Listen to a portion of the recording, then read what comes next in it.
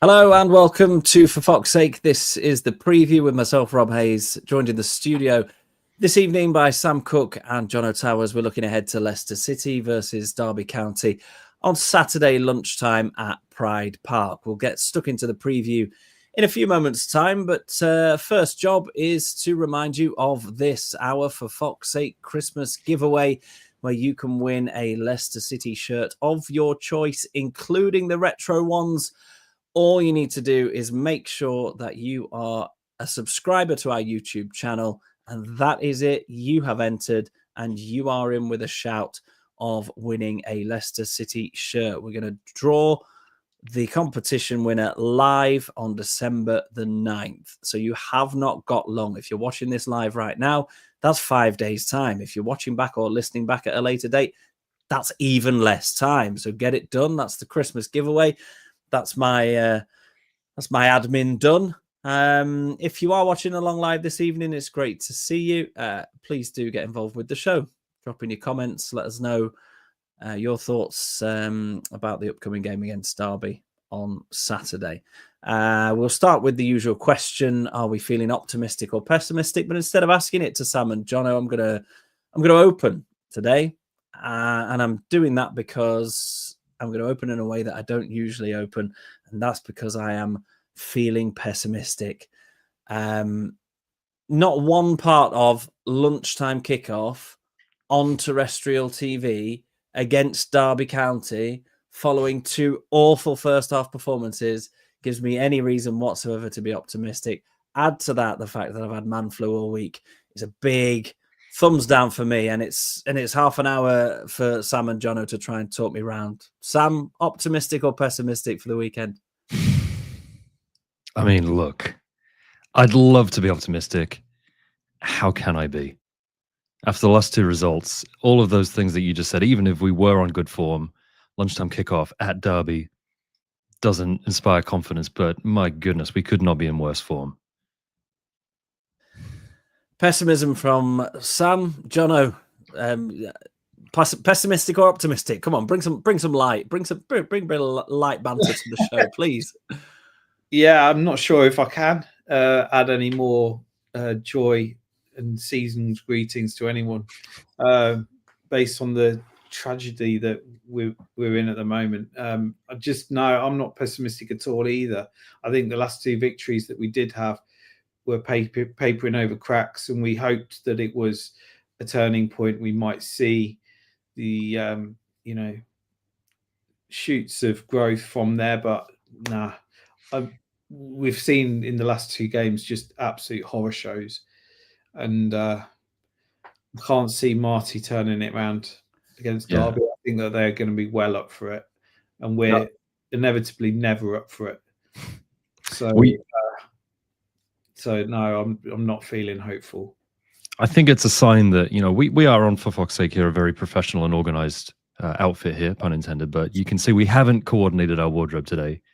All of us are wearing very somber black morning attire, and I think that's a reflection on the current state of the club. Almost like we're ready to attend the funeral of Marty Cifuentes' job, isn't it? Possibly. I think that's on the line. I think if we don't perform on Saturday. Yeah, I think so too. But would we mourn it? I'm not quite sure. Well, talking about papering over cracks, I think getting rid of Marty is just papering over another crack, another big crack. So as much as I don't think he's helping himself, and there might be someone else who might be able to get a tune out of this lot, I very much doubt it. And so, yeah, I don't know how much difference it will really make to swap the manager out. Do we want to talk about that? Because I've actually written some notes here entitled "In Defense of Marty Cifuentes." Yeah, go for it. I think. Let's go straight in. I'm not saying I believe any of this, but the case for the defense would go: he's had half a preseason. Mm-hmm. He's had no transfer window to bring in players. Even if he did, we've got no budget anyway. The players that we do have are not up to scratch. There's a huge dearth of leadership, especially. And our senior players are not getting it done, whether that's the manager's fault or not. They haven't got it done for the last 3 or 4 managers, so I'm not quite sure about that. And there's absolutely no depth to the squad to allow him to drop players that are not performing, because there's really no one else behind them screaming for a place. And in places where there's been injury. I mean, especially in defense, right? We've had a Coley and Nelson out for a while. We've had a very dysfunctional and poorly performing back four that we've struggled to refresh. So how much of this is on Marty? I don't know. I still wouldn't be sad to see him go. I don't think he's made us better. I think he's made... There's very little to inspire confidence there. But like you say, Jono, how much could a different manager really get a tune out of this particular squad that we have that is in desperate need of a refresh or a blowing up or just a binning the whole lot of them off? Yeah, I mean, I think the situation with Top coming out the other week and saying that there's going to be a bit of a restructure and a new director of football kind of puts into question changing the manager at this point, to then potentially change the manager again when someone gets appointed. Unless whoever gets appointed is okay with whoever might replace Marty, which is debatable. It just strikes to me as, again, and if he does go, maybe it's another example of having no strategy or no plan whatsoever. It's just going from lurching from one thing to the next without really having any common sense behind it. I hope that they get a director of football in place relatively soon. Hopefully, at least before January, at least we know who might be coming in, whether they have started or whether they will be starting, and will be able to start making some moves, either recruitment wise or even giving an indication on the manager. With regard to the manager, if Marty was to go, is it such a bad thing maybe to give Andy King a shot at it for a few games at least? He did all right in pre-season, and he was the one introducing some of the youngsters. So during pre-season, I thought he did a decent job. I think was it Fiorentina we played, and played pretty well, and that was only really after a week of Marty being there. So I would have put most of pre-season down to Andy King and his team. So if Marty was to go, I would go in that direction, at least for a while. I think if you're bringing in a technical director, a sporting director, whatever title you want to give them, that would likely be a lot more hands-on than John Rudkin has been, and a lot more sort of fan-facing, a lot more media-facing. You could possibly look at that model where you get a young coach who's not necessarily a manager, but you get Andy King to take the role of head coach. I know the difference between a head coach and manager varies between each club, but you stick him on the training ground where he is every day anyway, around the players, driving the standards, which he did at the club as a player for a long time. He understands what Leicester City is all about. And then if you have somebody more experienced, more hands-on at director of football or technical director level, just to bring that extra little bit of experience, it could work. Anyway, we can't waste too much more time talking about Cifuentes out, because he's not gone yet. And I think that there is a real chance that if Leicester's second half revival hadn't happened against Sheffield United, there's every chance that we could be talking less theoretically and more in reality that Cifuentes had gone at this stage. If that second half had been anywhere near as bad as the first, that could have been him. So if we've had 10 minutes almost of negativity, so let's move towards a little bit more of a little bit of a bright light. And that was that second half performance against Sheffield United. It couldn't have got much worse than the first half, don't get me wrong, but there was a marked improvement in every single element of Leicester's play in that second half, in terms of the directness of the play, the willingness to get the ball forward. They ran harder, they tackled harder. And yes, there were eyebrows raised with things like Oliver Skipp coming on at the beginning of the second half at centre back. bit of a defensive injury crisis in that regard, which looks to be improved for this weekend, which we'll talk about in a moment.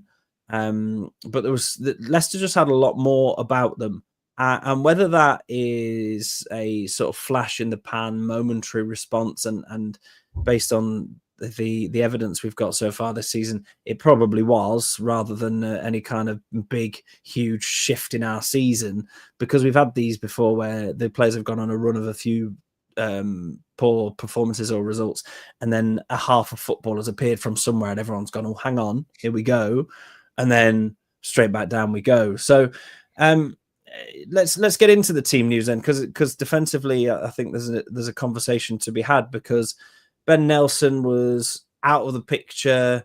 Really, he wasn't in the manager's thinking. Then came in for a game and a bit, did pretty well, went off injured, and has trained this week and is available for selection against Derby on Saturday lunchtime, as is Jakub Stolarczyk in goal. Now, we've talked the goalkeeper debate to death on the show, so I don't think we'll necessarily bother with that. I think largely as a podcast, we're in agreement that the Begovic experience or the Stolarczyk ability with his feet, they kind of balance each other out. As much of a muchness there. But Jono, we'll come to you first. Does Nelson come in at centre-back for you because he's got to replace either Fass or Vestergaard, and Wout Fass hasn't had the greatest time at Leicester generally, but definitely not this season. Yeah, Nelson comes straight back in for me. Absolutely. I mean, the half of football he played before he got injured, he looked good. He looked assured. He looked good with the ball at his feet. And he looked a step above where Wout Fass is, frankly. So, yeah, he's one of our own. He's a youngster. We need to start blooding these youngsters in, I think, and it's time to start doing that, I think. Wout Fass is offering absolutely nothing other than horror shows. So, yeah, comes straight back in my view. On the youngsters front, Sam, I'll let you pick up if you've got anything else to add about Nelson, but also Aluko available after suspension, after a difficult debut. But again, somebody like Luke Thomas, he's a different one to me to Wout Fass, because Wout Fass doesn't owe the club anything really. He wants to get an international career. It's clear he doesn't want to be at Leicester anymore. His head's always been all over the place. Luke Thomas is different because we know he's not always going to be a standout player, but he is Leicester City through and through. And despite him not necessarily being in a particularly good patch of form, who is only one or two, I don't know if that necessarily is a huge problem at left back. And would you bring a Luco in? I don't know. Youngsters in general, Luco and Nelson, for me, it's probably just one or the other in a defence to run the risk of upsetting the balance and the experience there. Yeah, I agree. I would bring Nelson in. I wouldn't bring in a Luco. I feel really sorry for Luco for his debut. I think he was hung out to dry, honestly. I think his first game, away at Southampton, a team that we know would be hungry to beat us, with a winger that's going to run at him with instructions to get it high up the pitch, I think Marty hung him out to dry on that. And I think putting him back in straight away in a local derby away, lunchtime televised, I don't think that's doing him any favors either. I think that's too far in the deep end given how his debut went. I think you need to give him a bit of a more gentle return to the team than what's coming on Saturday. Ben Nelson, absolutely. I mean, we know the back four's a mess. Marty only has so many levers that he can pull. Fass out, Nelson in, I think is an obvious change to make. Really, the only change you can make is one of the centre halves for Nelson, given who's available and who's fit. Fass is the obvious candidate there. You could change Ricardo for Hamza. I don't think that's going to make a significant difference if you leave Fass and Vestergaard. So making that one change, Nelson in, I think that makes sense. I think that's a good way to improve the back four without destabilizing something that is already horrifically unstable. Yeah, agreed. Good to see so many of you joining us live on YouTube this evening. Please do get your comments in if you've got anything to say. Anybody that you would put into the starting lineup, any little tweaks that you would make. We're going to be talking about Leicester's lineup for the next few minutes or so. So a good opportunity for you to get that in. A good opportunity for me to get this in as well. If you haven't heard about it already, where on earth have you been? We've got a Christmas giveaway on For Fox's Sake. You can win a Leicester City shirt of your choice, including a retro one. All you need to do is be a subscriber to our YouTube channel, and the draw will be live on December the 9th across our socials. So make sure you get yourself in for that. The chances are, if you're watching along live, you probably are subscribed already, in which case, tell your friends and family, or get another YouTube account and double your chances of winning. I don't care.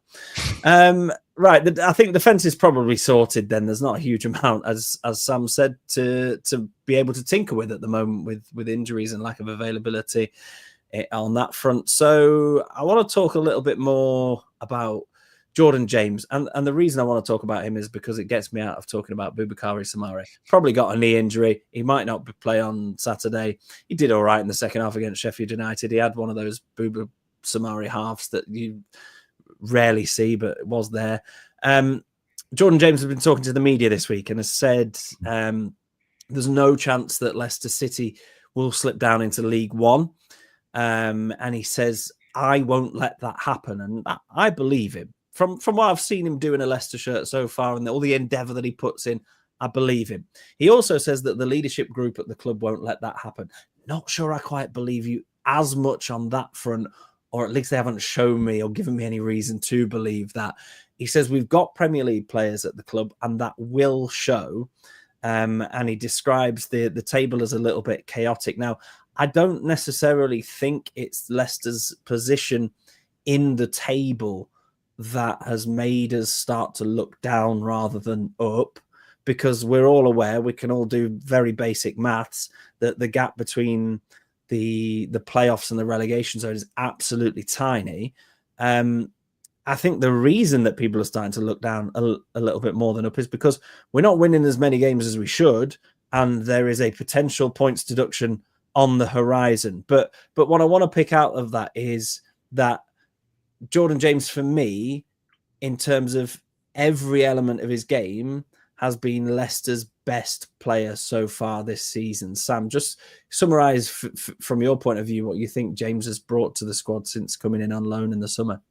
Oh, he's tremendous. I mean, he's all of the things that we loved watching Ken and Dewsbury Hall do.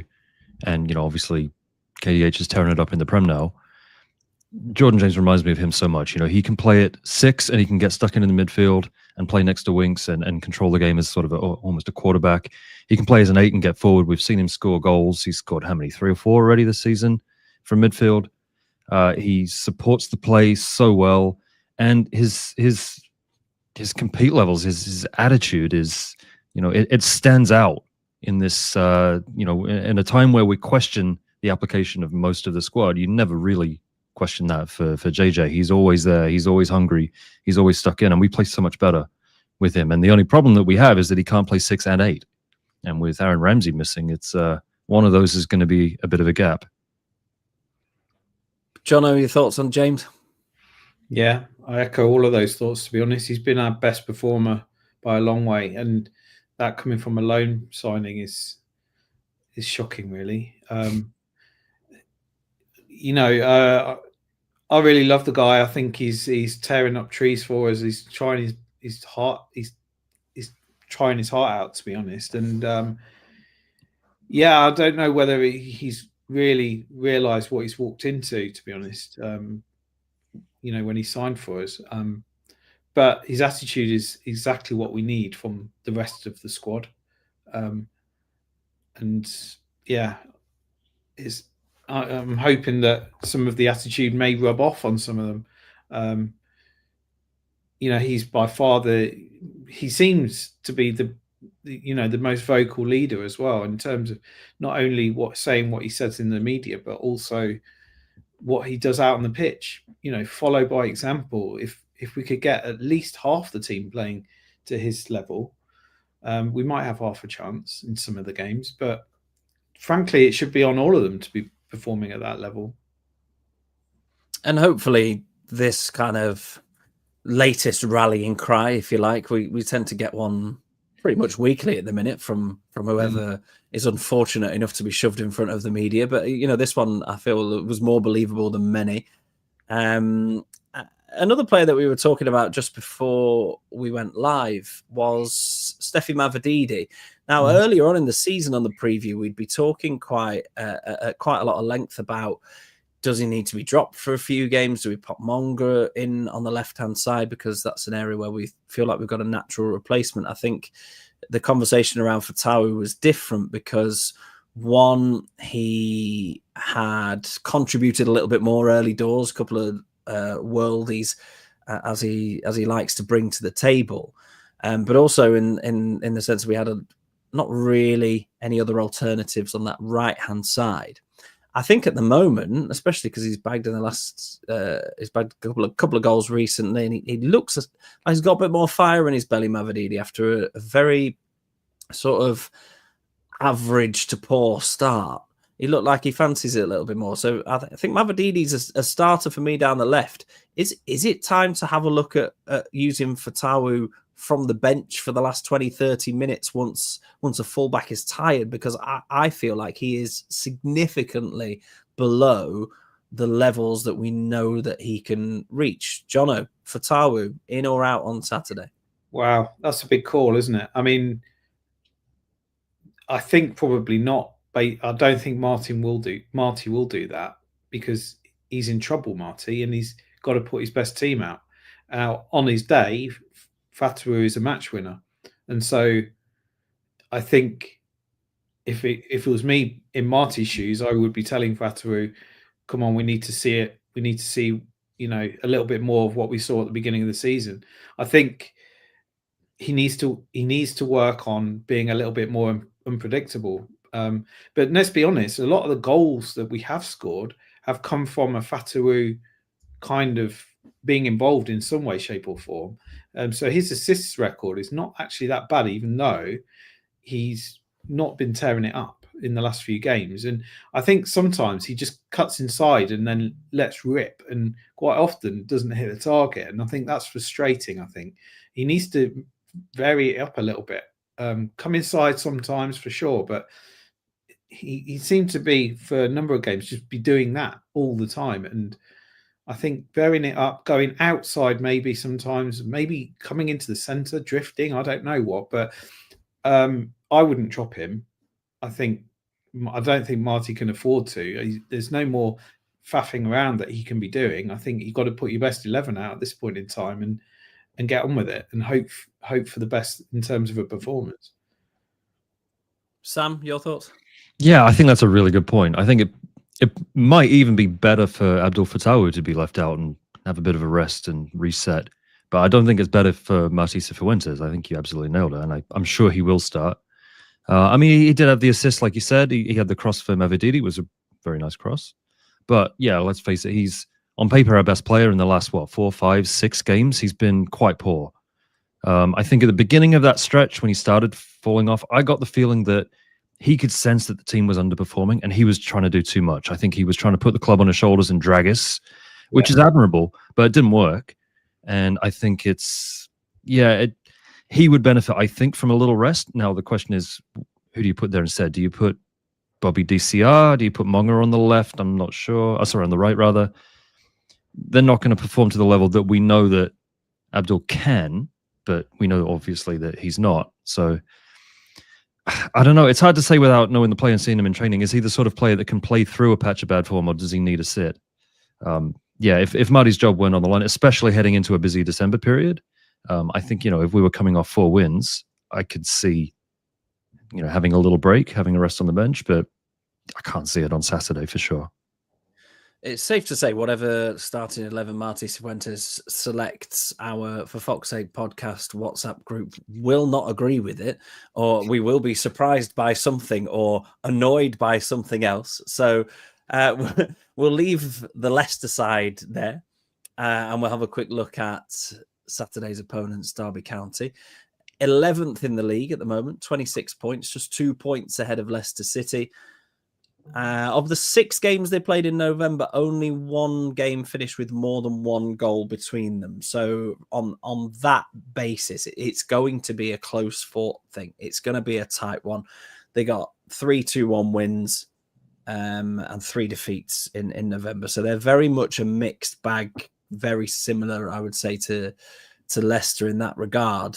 Although their kind of aspirations for the season will, at the beginning of the season, certainly have been different to Leicester's, given that they just about survived last season, and we should be somewhere near at the top of the table. Now, I'm quite pleased that Carlton Morris isn't knocking about up front, because he knows his way around the penalty area in the Championship. He's out till February. He would have caused Leicester some problems, especially in our defence that's conceded 3 goals in the first half of the previous 2 games, in case you needed reminded. They have got big lad Patrick Hadjimang, 6'4" USA international up front. Ryan Brewster is likely to be fit as well. He offers a different option. Ben Brereton Diaz is at Derby this season on loan from Southampton. Now, before we talk about the fact that Derby could cause Leicester some problems here, just have a guess how old Ben Brereton Diaz is. Sam, go first. Just chuck a number. 33. Jono. 38. I don't know. He's 26 years old. The man, he's a journeyman. He's got I thought he was nearly 40, honestly. Yeah, anyway. So there you go. So Brereton Diaz, now he's not a prolific goal scorer by any stretch, but he's a big lad and he's powerful, both in sort of open play and set pieces. And I think Derby at home on TV, as we said right at the top of the show, they're going to be well up for this, even though, and I was having this conversation with somebody else the other day, even though Derby don't really consider Leicester to be rivals, certainly not as much as the other way around. You know, Derby and Forest like to lie in their little bed together and leave us out. Fine. But they'll still be well up for it. And Leicester haven't been at the start of the previous 2 games. I think a couple of long balls, a couple of early set pieces from Derby with a few of the big, powerful lads, direct running and stuff, we could find ourselves in a spot of bother again, Sam, right from the very beginning, if we're not absolutely at the races. I mean, the pre-match team talk from the managers, obvious, right? There's blood in the water and they can smell it, right? Go at this lot, first 10 minutes, hit them with everything you got. If you get a goal, you'll get 2 or 3 more. It's obvious that there's, we're very fragile. Our confidence is on a nice edge. Conversely, if we do start well, maybe that will boost us a bit. If we say, oh, actually, we can go 10 minutes without conceding a goal. We are a football club after all. But those first 10 minutes is going to be an onslaught. Jono, this is going to have to be one of them where we are... The game plan has to almost be chunked, surely. It has to be first 10, 15 minutes, as Sam said there, get through it. Deal with whatever they throw at you. Keep it out of your penalty area as best you possibly can, and then grow into the game, and then start trying to find those patterns of passes, then start trying to cause them some problems. But job number 1 is don't concede early doors, surely. Yeah, 100%. It's a classic Derby, isn't it? I mean, they're going to be well up for it. We're, coming down from the Premier League. They're going to be absolutely wanting to kick us to ribbons. They're going to want to beat us so badly because of our recent history and everything else. And, so the first 15, 20, you've just got to hang in there. You've got to quieten the crowd down. You've got to, basically suck it up and like you say, not concede. And hopefully, if we do that, a bit of confidence will grow. We'll get into the game, maybe, and maybe some of the quality that we supposedly have maybe shines through is the hope. But it's going to be such a tight affair. I can't see us not conceding, frankly. Clean sheets aren't aren't coming our way at all, and we don't deserve them either. So, yeah, I think we will concede at some point, but that first 20 minutes is all important. 2-minute warning for your predictions. If you're watching live, get them in on the comments and we will read them out. 2 minutes until predictions. Just time for us to have a quick glance at players that have played for both Leicester City and Derby County. Now, when I was looking through the Derby squad earlier on today in preparation for this preview, there is one player in there that stood out to me as somebody that has spent a lot of time at Leicester City. No first team appearances, but Callum Elder was in the Leicester Academy for 8 years between 2011 to 2019. He had 6 different loan spells while he was at Leicester, but never actually made the cut. But he's at Derby, Australian international, one cap wonder there. But the two names in terms of reasonably recent players, and there's always just 2 that fall into my head. The rest I have to think about a little bit harder. Are Matt Oakley and Martin Waghorn. They were the 2 that came into my head. Any players jumping into your head, Sam? Any I had Derby players? I had 2 recent ones as well, and I was convinced you were going to do it to me again because that happened last time. No, I've got one more for you. Tom Lawrence. Yeah, Tom Lawrence, good shout. Yeah, John, I had Waggy as well, of course. Yeah, I mean, the first one that came to my mind was Robbie Savage. Yes. Also Rowett, I think. Gary Rowett's on the list. He is, yeah. Sturridge, the striker. Dean Sturridge on there, yeah. He played for everyone. Didn't Shilton play for both? Oh, well, the facts I've got in front of me here are only since actual football began in the 92-93 season. So, yeah. But it's a possibility. I think we had this one with Stoke the other week, didn't we, with Shilton and Banks as well. Also, back in the day, this is when I first started watching Leicester, Phil G, I think. Didn't we sign him and Ian Ormondroyd? They all came from Derby, didn't they? Likely. They're probably just before that time, aren't they? So not on the list, but... some other faces on there. The Spencer Pryor's on there. Richard Stearman had a brief spell at Derby. So did Jordan Stewart. People settle in the East Midlands and just knock about, don't they? Yeah. Big Stevie Howard. Big Steve Howard was there, yes. Yep. Yeah. Quite a lot of steady championship campaigners, shall we say. Shall we call them that? Right, that is pretty much just over our half hour done on the preview here. And I'm feeling slightly more optimistic than I was at the beginning of the show. So thank you, Sam and Jono, for allowing me this therapeutic half an hour, if you like. We will end with our score predictions. And Jono, I'm coming to you first. As I said, I don't think we're going to get a clean sheet, but I think we'll put us in somewhat of a battle, and I think it will be a draw. I think it'll be 1-1.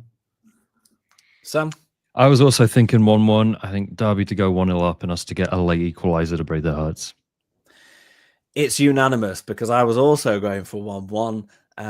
Let's say, because we talked about him on the show, let's have a Ben Nelson header from a corner or something like that. That'd be quite nice for Nelson to get on the score sheet. So the unanimous podcast prediction and to finish the preview then is Leicester 1, Derby County 1 at Pride Park on Saturday lunchtime. Let me just leave you with one final reminder, as if you needed it, of our Christmas giveaway. We are giving you the chance to win a Leicester City shirt of your choice, including a retro one, if that is your style. All you've got to do is follow For Fox's Sake on YouTube. Subscribe to our channel. You have entered. That's it. No forms to fill out, no phone numbers to ring, no apps to download, no payments to make. The draw will be made live on December the 9th. Enjoy the Derby game wherever you're watching it on Saturday lunchtime. We'll catch you again soon. Thanks for watching.